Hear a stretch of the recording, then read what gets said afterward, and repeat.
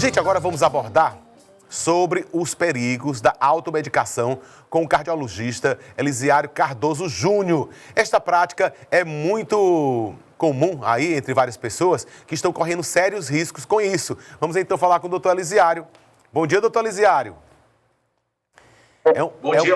É um prazer muito grande você estar conosco aqui no Cidade Viva. Pena que forma virtual por conta do momento, mas tenho muito apreço pela sua pessoa, pelo seu profissionalismo.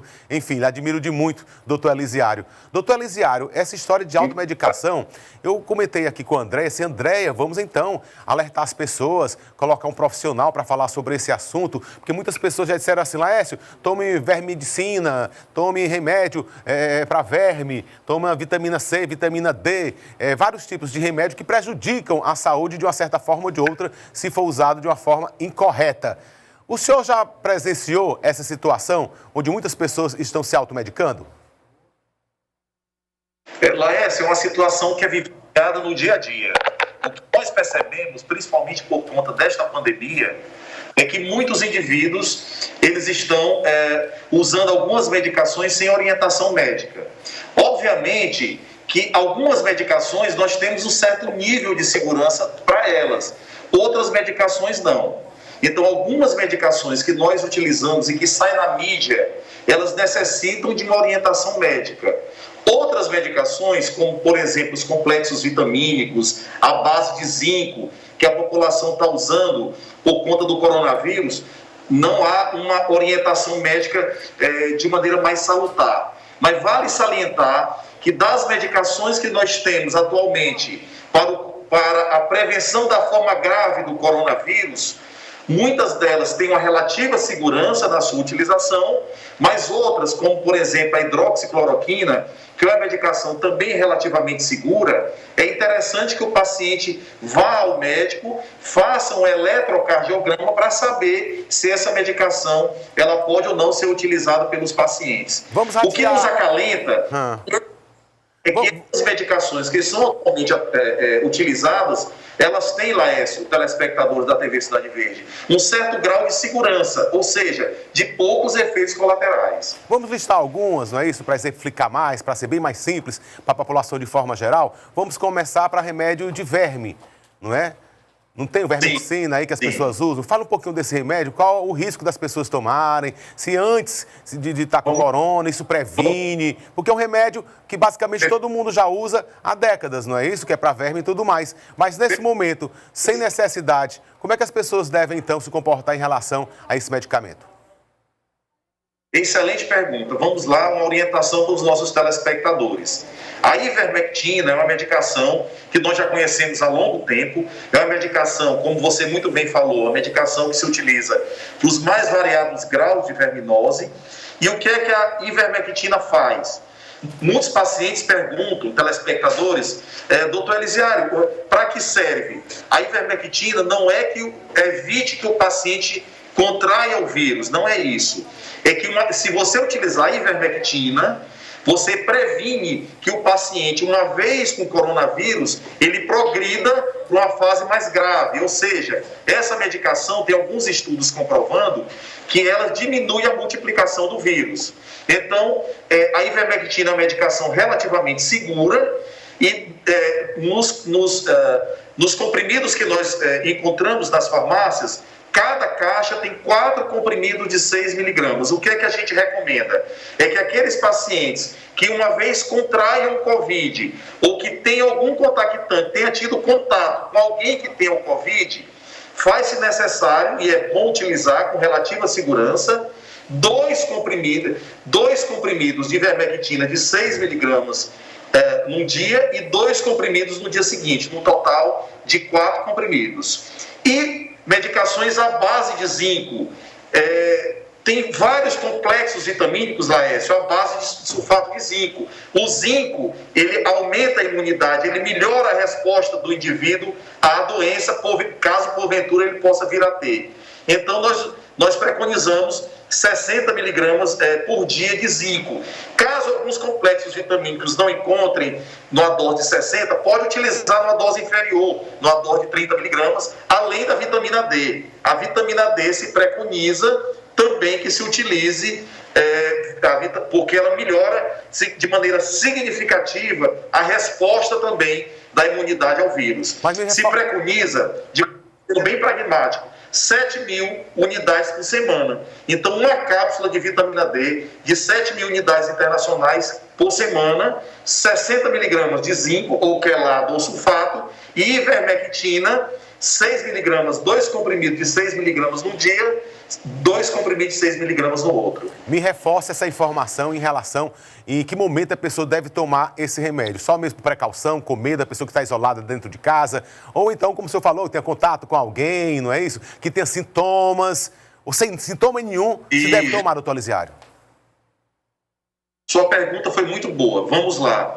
Não esperem o resultado da sorologia para iniciar o tratamento. Porque o que a gente observa é que os resultados demoram e que alguns resultados podem vir a dar, Laércio, muita sorologia negativa. Se o paciente tiver, atentai bem, perda do olfato, não sente mais gosto nos alimentos, né? Perda do paladar, ou algum sinal de febre, uma febrícula, dor de garganta, tosse, já está autorizado a entrar com estas medicações, como eu mencionei. Zinco, vitamina D, ivermectina e azitromicina, que é um antibiótico de 500 miligramas durante 5 dias. A hidroxicloroquina, que eu sou fã dessa medicação, que eu tenho pacientes que têm tido resultados maravilhosos, ela tem que ser dada com orientação médica. O paciente tem que realizar antes um eletrocardiograma e vale ressaltar, telespectadores, que ela tem que ser dada no início. Quando se dá numa fase após o 10º dia, que nós chamamos fase inflamatória, que o paciente já começa a ter sinais de comprometimento no pulmão, essa medicação ela não vai mais surtir efeito. A hidroxicloroquina, como a ivermectina, ela diminui a multiplicação do vírus. Então, são medicações que têm que ser dadas no momento do diagnóstico que você tem ou sintoma ou através de exames. Isso é importante salientar. Ou a ivermectina, vitamina D, zinco, naqueles pacientes que tiveram contato com alguém positivo, antes de sair o resultado da sorologia ou do SUAB, que é aquele exame que a gente faz quando a gente põe um cotonetezinho no nariz do paciente. Então é importante dizer à população que o conhecimento acerca do coronavírus hoje é totalmente diferente do que nós tínhamos há 3 meses atrás. Nós sabemos, telespectadores, que quanto mais precoce nós tratarmos e quanto maior o grau de isolamento, maior são as chances de sucesso no tratamento desta terrível catástrofe que se abalou sobre a humanidade, que é o Covid-19. Doutor Alisiário, gostaria que o senhor comentasse também a respeito da medicação que os portadores de HIV usam, né, para controlar a medicação, fazer seu tratamento, né? Saiu aí uma história que o remédio de HIV também funciona para proteger do coronavírus. E aí aconteceu uma coisa muito terrível, que as pessoas correram às farmácias, compraram o remédio, e a pessoa que precisa do tratamento, que tem um HIV, às vezes não encontra mais essa medicação. Essa medicação também é viável, é eficaz? É eficaz porque as medicações para o indivíduo portador de HIV são medicações também antivirais. E nós sabemos, Laércio, que quando o paciente que já utiliza uma droga antiviral, no momento em que ele é acometido pela Covid-19, ele tem uma melhor resposta. Então, a experiência que nós temos dessas drogas atuais são medicações que já tiveram benefício nas viroses que anteriormente nós tínhamos observado, como, por exemplo, do Zika, do Ebola, do H1N1, do próprio HIV. São todas viroses que nós adquirimos experiências, começamos a utilizar nos pacientes portadores do novo coronavírus e nós observamos, é bom destacar que não há nenhum estudo cientificamente bem feito que comprove benefício. Todos esses são estudos observacionais.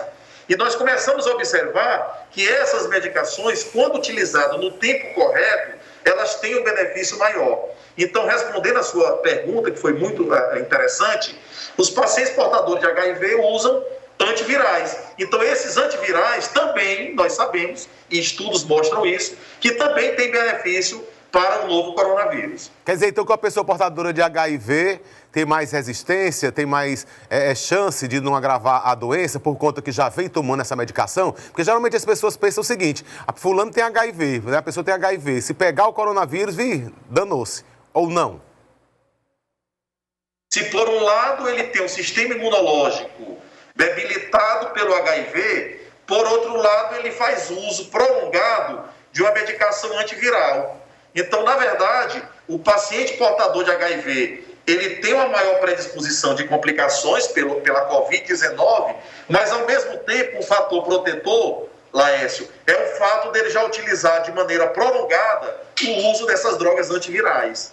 Então tem que deixar bem claro, isso não é que seja um manto protetor, não é isso. Mas ele já usa há longo tempo o antiviral, ele está relativamente protegido. Mas isso não quer dizer muita coisa, porque medicina, 2 mais 2 não é 4. Um paciente pode ter uma boa resposta, o outro pode não ter. O que cientificamente está comprovado é que também o isolamento social é importante, 14 dias de isolamento, ao menor sinal de uma fase inflamatória, que é aquela fase que o paciente começa a ter um comprometimento pulmonar, corticoide, no caso a dexametasona, tem estudos que comprovam que ela reduz mortalidade, reduz o tempo de UTI, em estadia de UTI. Então a dexametasona está comprovado, os corticoides, que na segunda fase, que é a mais grave do coronavírus, ela também mostra ter bom benefício. Mas é isso, é utilizar a medicação na época correta, inclusive preventivo, não ter medo de usar essas medicações. A hidroxicloroquina, para resumir, tem que fazer um eletrocardiograma antes, para que o médico possa avaliar se tem ou não indicação do uso da hidroxicloroquina. As outras medicações, efeitos colaterais mínimos, muito pequenos, tá certo? E utilizar na época correta, além do isolamento. O uso de máscara, álcool em gel, lavar as mãos. Então, tudo isso é importante para que a gente possa reduzir a mortalidade desses pacientes. Pegando carona aqui na sua especialidade, que o senhor é um excelente cardiologista, renomado aí em todo o estado do Piauí, quais são os prejuízos para as pessoas que têm problemas cardiovasculares com essa pandemia, né? Que às vezes as pessoas não podem ir no atendimento, já que ia quase todos os meses. Como é que as pessoas estão se comportando? Qual é o prejuízo para a saúde das pessoas que têm problemas de coração? Está acontecendo nesse momento. Laércio, uma informação importante. O índice de infarto aumentou 52% no Brasil após o início do coronavírus. Ou seja, a mortalidade por infarto aumentou de maneira significativa, por vários motivos. Primeiro, porque as pessoas, ao ter uma dor no peito, elas evitam ir ao hospital com medo de contrair o coronavírus. E, por vezes, acabam tendo infarto na sua casa e vão a óbito a nível domiciliar. Para vocês terem uma ideia, em Nova York, no pico do coronavírus, houve um aumento de 800%. Pasmem, 800% de aumento de incidência de infarto na cidade de Nova York no pico do coronavírus. No Brasil, saiu essa semana, nós tivemos um incremento de 52% a mais de infarto agudo do miocárdio das pessoas. Primeiro, que receio de ir ao hospital. Segundo, que muitos estão abandonando as medicações que não deveriam abandonar a medicação que eventualmente o paciente faz uso para colesterol, para pressão, para diabetes, que não deve suspender. E terceiro, pelo estresse da pandemia. A pandemia tem dado um transtorno generalizado de pânico na população e nós sabemos que o estresse é um fator agravante para o surgimento também de uma doença coronária, de uma angina do peito, e o paciente poderá ir a óbito por conta disso. E também por conta que ninguém pode fazer mais atividade física por enquanto, né? Não pode fazer aglomeração. Então, são vários fatores que agravam mais aí as pessoas que têm problema de coração, né, doutor? Exatamente. Outro fator é o sedentarismo. As pessoas estão confinadas nas suas residências e a falta da atividade física, o confinamento, também predispõe, você falou muito bem, eu tinha esquecido, a predisposição ao surgimento da terrível mortalidade por doença cardíaca. No Brasil, antes da pandemia, a cada 2 minutos, pasmem, a cada 2 minutos morre um brasileiro vítima de doença cardíaca. Nessa pandemia pode até ter aumentado essa incidência. Doutor, uma dúvida aqui de um telespectador que mandou mensagem para mim pelo meu WhatsApp. Ele quer saber sobre a ivermectina. né? Tem que tomar os 4 comprimidos, porque só tomou 2. Fez o teste, deu positivo, mas já está com 18 dias que ele está aí já com o vírus. Então, vamos lá. A ivermectina, vocês vão encontrar caixas com 4 comprimidos de 6 miligramas. O que se preconiza, de maneira mais científica, vamos lá, você faz 2 comprimidos de 6 miligramas em um dia, e, no caso, 2 comprimidos de 6 miligramas, no dia seguinte, mais 2 comprimidos de 6 miligramas. Em pacientes que estão em contato com profissionais de saúde, por exemplo, técnicos de enfermagem, médicos, fisioterapeutas, se preconiza, Laércio, a repetição dessa medicação, da ivermectina, a cada 15 dias. Não só a ivermectina, como faz a dose de ataque também, uma vez tendo o coronavírus, a dose de ataque da hidroxicloroquina, que no primeiro dia, um comprimido de 400 miligramas de 12 em 12 horas e um comprimido nos 4 dias seguintes, da azitromicina de 500. Tá certo? Ok. Terceiro, hidroxicloroquina, ivermectina e o complexo vitamínico de zinco. Seria interessante fazer uma prova sorológica, que nós chamamos, um exame laboratorial, chamado de D de dado, D-dímero, que se porventura ele estiver aumentado, o paciente tem uma probabilidade maior de ter fenômenos tromboembólicos, tem um processo de coagulação.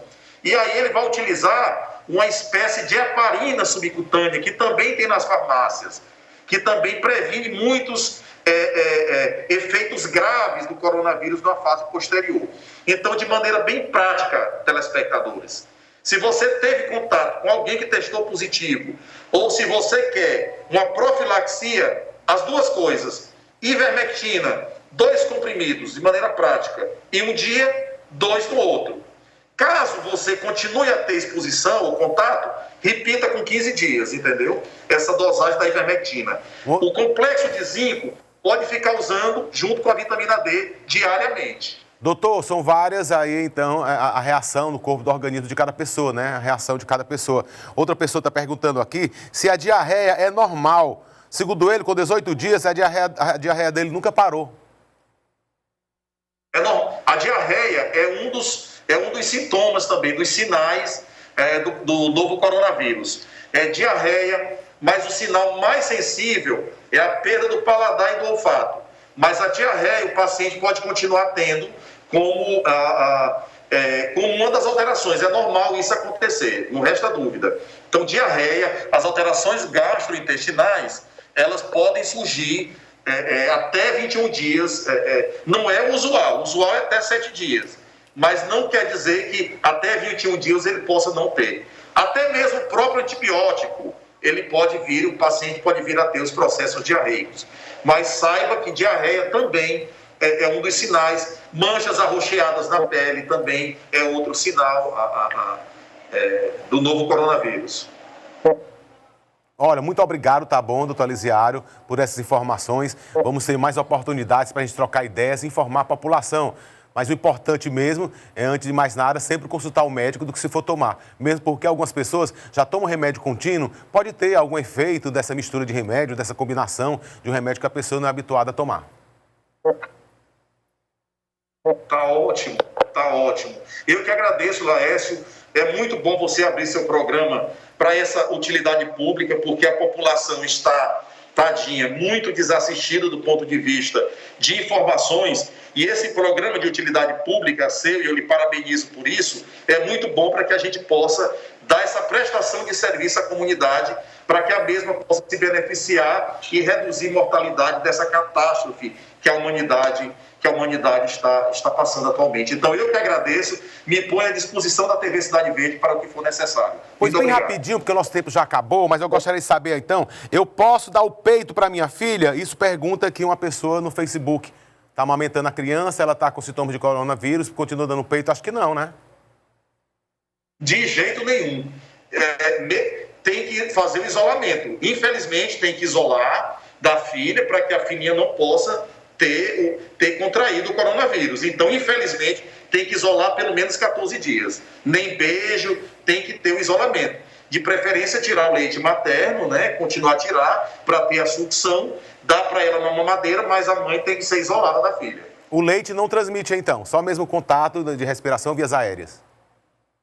Exatamente. O leite transmite muitas imunoglobulinas protetoras. E para que essa criança possa crescer saudável, o ideal é que a mãe amamente exclusivamente, no mínimo, até os 6 meses de idade dessa criança. Pode dar o leite materno, sem problema nenhum. Olha só, muito obrigado mais uma vez, doutor Elisiário. Sempre aí atento com essa situação e prestativo em dar informação à população. Até mais, doutor. Bom dia para o senhor. Eu que agradeço, Laércio. Bom dia. Bom dia.